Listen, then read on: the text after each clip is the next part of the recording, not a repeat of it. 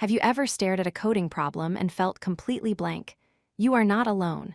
Today, I am going to show you a structured, step-by-step approach to breaking down any coding problem so you can solve it with confidence. The biggest mistake beginners make is jumping straight into writing code. This usually leads to panic, messy logic, and a lot of bugs. Instead, we want to focus on planning first.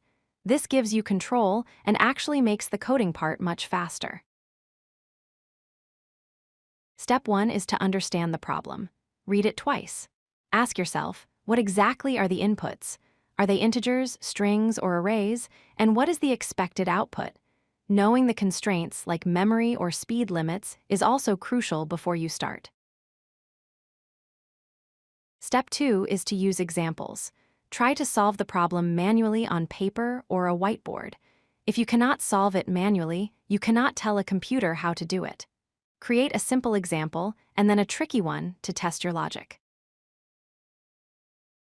Step 3 is pseudocode.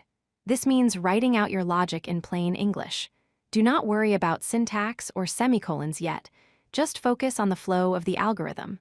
For example, loop through the list, check if the number is large, and add it to the result.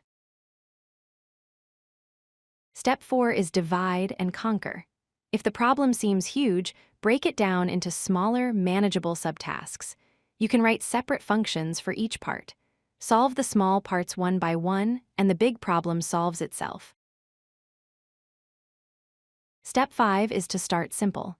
Aim for a brute force solution first.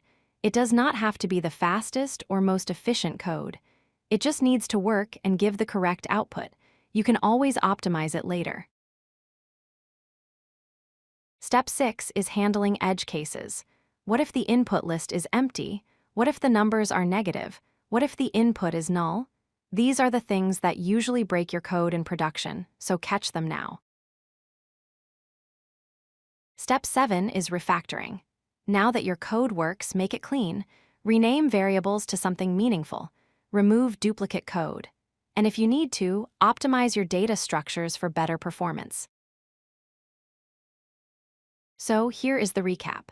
Understand the inputs and outputs, use manual examples, write pseudocode, break it down, start with a simple solution, test edge cases, and finally, refactor. Follow this process, and you will become a much better problem solver.